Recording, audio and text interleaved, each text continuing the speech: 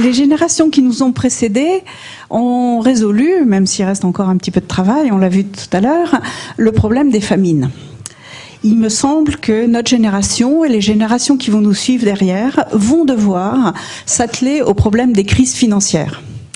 Alors, à la demande de TED, je vous ai préparé un petit scénario qui essaye de résoudre ce problème en alliant humanisme et profit. Alors, je dois vous prévenir tout de suite, ce scénario, en principe, ne verra jamais le jour, quoique, on va voir ensemble. Depuis aussi longtemps que nous étudions les civilisations qui nous sont précédées, nous avons constaté que l'homme a en gros 3 activités. La première, c'est de produire pour se substanter. La deuxième, c'est d'organiser le vivre ensemble pour renouveler l'espèce. Et la troisième, c'est découvrir le monde, avec l'idée de le dominer, mais également l'idée de mieux le comprendre pour s'élever lui-même. Or, depuis quelques années, l'homme, depuis quelques siècles plus exactement, l'homme s'est mis à produire en grande quantité. On appelle ça industrialiser.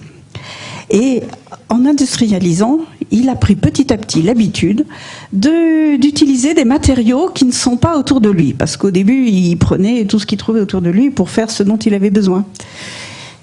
Et le fait d'aller chercher des choses chez les voisins, ça, un petit peu c'est possible, beaucoup ça crée des tensions. Mais il fait aussi autre chose, c'est qu'il se met à produire plus que sa suffisance avec l'idée d'aller le vendre au voisin et comme ça de capter une partie de la richesse du voisin. Ou bien alors, il produit plus et il vend pas forcément avec l'idée de capter la richesse du voisin, mais pour le mettre en dépendance.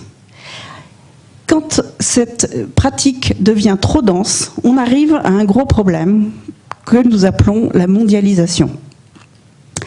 Et quand la tension devient trop forte, il y a un mécanisme collectif qui se met en place pour éradiquer cette source de tension. Il se passe actuellement le fait que nous sommes soumis à cette tension, mais nous allons voir que ce n'est pas la seule tension que nous subissons. Et vraisemblablement, la tension qui va être la plus génératrice de mutations dans notre avenir proche, c'est une source qui touche chacun d'entre nous de façon plus directe. Les entrepreneurs du 19e siècle, 20e siècle, étaient partis sur des projets extraordinairement ambitieux. Par exemple, amener l'électricité dans toutes les maisons. Par exemple, fabriquer des hauts fourneaux pour faire des chemins de fer, pour amener la marchandise et les gens partout où on pouvait les emmener. Des tels projets nécessitaient de mobiliser simultanément des grandes ressources financières et des grandes ressources humaines. Donc nos entrepreneurs se sont trouvés face à un problème nouveau. Ils ont cherché à voir comment d'autres avaient résolu ce problème-là. Eh bien, les rois savaient faire, on en a parlé tout à l'heure, ils savaient faire pour faire les guerres. Donc nos entrepreneurs ont utilisé plus ou moins les mêmes banquiers avec les mêmes méthodes, et en termes de management, ils ont utilisé également les mêmes méthodes. Seulement, nous sommes en train de constater que cette façon de faire ne fonctionne plus. Certes, pour produire, il faut toujours de la matière première et des hommes. Il faut aussi de la technologie et des processus. Il faut de plus en plus de technologie et de plus en plus de processus. Tant et si bien que l'homme est submergé par la complexité. Et il est tellement submergé que, individuellement, il ne perçoit plus le fruit de son travail. Et il en est très malheureux, il souffre, et il devient inefficace. Mais il n'y a pas que ce problème-là concernant l'homme et concernant notre tissu d'entreprise. L'homme est lui-même en train de changer. Ah, pardon, j'ai sauté un slide, je reviens. Non, on va revenir sur ce slide-là. Hop, voilà. En fait, dans nos universités, nous apprenons que pour entreprendre, il faut du capital et du travail. Qui irait remettre ça en cause? Seulement, quand on va sur le terrain, on s'aperçoit qu'il faut surtout du réseau. Qui ferait confiance à une entreprise qui ne serait pas en réseau avec ses partenaires? C'est la raison pour laquelle les économies qui veulent aller vers les chemins de la prospérité sont en train de se restructurer autour d'entreprises de taille moyenne, en tous les cas de taille humaine, et toutes enracinées dans un réseau, de telle manière que si une des entreprises vient à défaillir, déjà d'autres entreprises sont en train d'arriver et d'apporter des innovations. Et ainsi, on obtient un réseau entrepreneurial qui gère l'innovation en continu. Et dans lequel l'homme peut être dans une organisation dans laquelle il peut voir le fruit de son travail. Il peut redevenir efficace. Mais justement, l'homme, on va y revenir. Comment il se voit? Si vous écoutez les générations qui arrivent, elles se voient mobiles. C'est particulièrement sensible sur 2 points. Le travail, et on verra sa manière de consommer.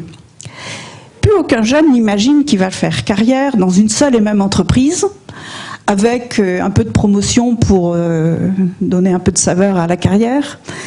Non, c'est pas ça qu'il veut. Ce qu'il veut, c'est pouvoir tour à tour apprendre, produire, innover, enseigner, donner du temps à la collectivité, etc., etc. Autrement dit, dérouler un parcours de vie qui est calé sur les cycles de la vie. Hein. J'apprends, je fais, j'innove, je transmets et je me rends utile. Ça, c'est le cycle de la vie. Et donc, il veut ce parcours de vie et à chaque étape, il veut pouvoir progresser et s'enrichir. Et en s'enrichissant lui-même, il va enrichir la collectivité. Parce que ce qu'il veut, c'est s'accomplir. Il ne cherche pas le bonheur, comme on lui a promis au XXe siècle, il cherche à s'accomplir. Cette façon d'évoluer dans son rapport à la communauté va changer profondément le monde du travail, l'idée que nous nous faisons du travail. En matière de consommation, alors juste le salariat va devenir une forme de contribution à la société et nous avons à imaginer les nouvelles formes de contribution à la société, de façon à ce que la société reconnaisse ces autres formes de contribution. En matière de consommation, on l'a dit, il se voit mobile, donc il voyage léger. Donc posséder n'est plus du tout sa préoccupation. Ce qu'il veut, c'est disposer. Il ne veut pas posséder un téléviseur, il veut regarder la télévision. Cette nouvelle façon de se comporter vis-à-vis des biens et des services va bouleverser le tissu économique dans lequel nous sommes actuellement engagés. Donc nous avons la possibilité de créer un nouveau paradigme. Bien entendu, ce nouveau paradigme va être construit sur la base de celui que nous connaissons actuellement. Alors, comme on l'a vu tout à l'heure, il part de la famille. Cette famille, il faut répondre à ses besoins. Donc, nous avons développé un secteur marchand dans lequel l'un fait des carottes, l'autre des pulls, le troisième des maisons, et puis avec la monnaie, on se met d'accord et on fait tout ce qu'il faut. Une société qui est organisée comme ça, pour être plus efficace, il lui faut un secteur régalien, dans lequel on va donner un petit peu de temps, enfin la communauté va donner un petit peu de temps pour entretenir le bien commun, pour faire régner l'ordre et pour organiser la mutualisation de certains risques. Lorsqu'on a une civilisation qui contient ces 3 composantes, on a quelque chose qui marche, mais le vivre ensemble n'est pas satisfaisant et l'avenir ne se prépare pas. C'est la raison pour laquelle nous connaissons un 3e secteur d'activité qui est le monde associatif, dans lequel on rend le vivre ensemble agréable, vie culturelle, vie sportive, mais également on donne de la profondeur à la vie et on prépare l'avenir dans les activités à caractère politique et à caractère spirituel. C'est à peu près la situation dans laquelle nous sommes actuellement. Mais nous sommes en train de constater que nous voyons émerger un 4e secteur qui est le pré-marchand. Le pré-marchand, c'est le secteur dans lequel on fouille, on cherche, on innove, on prototype, on essaye de préparer l'avenir sous un angle matériel et extramatériel. Si on regarde ce paradigme avec un petit peu plus de recul, on constate qu'en fait il a 2 grandes composantes, le factuel et le terreau. Nous avons mis 50 ans à comprendre que pour faire évoluer une entreprise, il fallait d'abord faire en sorte que, enfin, il fallait développer de façon harmonieuse son haut et son bas de bilan.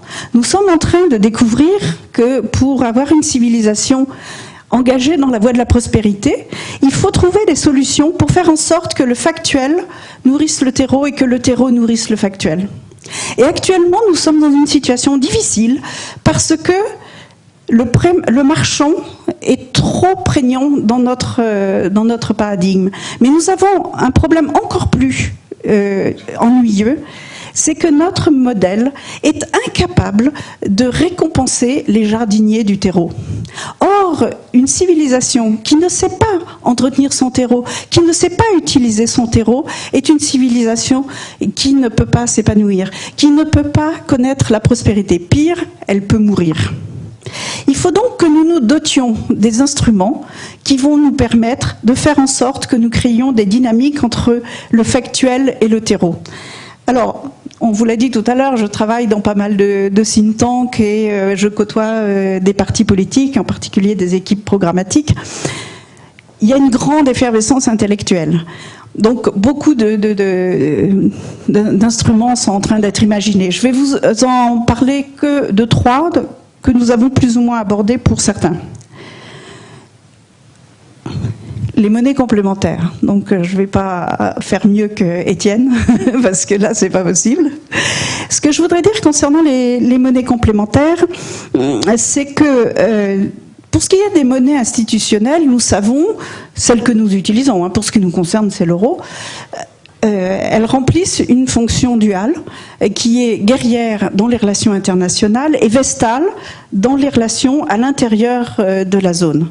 Et en vertu de ce que nous venons de dire, nous voyons que nous allons avoir besoin de faire en sorte que notre système monétaire remplisse une fonction plus sophistiquée que ça pour ce qui concerne la partie vestale, qui est une fonction qui permet de rémunérer le terreau, encourager le terreau et faire en sorte que la richesse qui est créée dans le terreau puisse profiter à l'espace factuel et que l'espace factuel puisse à son tour réalimenter le terreau. Il existe, Étienne vous l'a rappelé tout à l'heure, plus de 5000 monnaies complémentaires actuellement en vigueur dans le monde, en fonction dans le monde. Ces monnaies complémentaires, pour la plupart, soit elles résolvent très bien des problèmes, je dirais, caricaturaux, l'extrême pauvreté par exemple, soit elles traitent de façon très timide et très embryonnaire, avec très peu de moyens, des problèmes profonds. Pour ma part, je pense que nous avons un vaste chantier, excessivement passionnant, sur la façon dont nous pourrions avoir de donner de l'intelligence à notre monnaie. Parce que je vous rappelle que du jour au lendemain, nous pouvons rendre notre monnaie entièrement numérique. Elle est numérique à plus de 85%. Donc il suffit de la mettre à 100%, et d'ailleurs on résoudrait beaucoup de problèmes si on franchissait ce pas-là. Et à partir du moment où elle est numérique, il est possible de la rendre intelligente. Pour ma part, je travaille avec d'autres équipes sur un modèle qui fonctionne un peu comme les roues crantées d'une horloge astronomique. Les secondes qui sont proches du terrain tournent très très vite. Étienne vous l'a rappelé, le sol violet tourne très vite. La roue crantée qui sert les mois tourne beaucoup moins vite, mais elle est beaucoup plus puissante. Et donc, l'ensemble de ces roues sont assujetties, alors je ne sais pas si le micro s'est éteint, non, ça va. L'ensemble de ces roues sont assujetties au calendrier cosmique, donc il y a une notion de cadencement. Je pense que c'est un chantier tout à fait passionnant qui devrait mobiliser des travaux de recherche qui vont finir par voir le jour, et d'ailleurs je crois qu'il s'en amorce un petit peu et on va pouvoir suivre ça de près. Le deuxième instrument dont je voudrais vous parler, c'est le revenu de base. Alors le revenu de base, c'est une notion qui n'est ni de droite ni de gauche. C'est une notion qui est purement et simplement humaniste. Il s'agit de reconnaître à chaque individu la capacité à vivre dignement et à apporter à la communauté ses savoirs et ses talents, et d'ailleurs faire prospérer ses savoirs et ses talents. Le revenu de base, c'est déjà une officialisation d'une situation actuelle qui n'est plus supportable.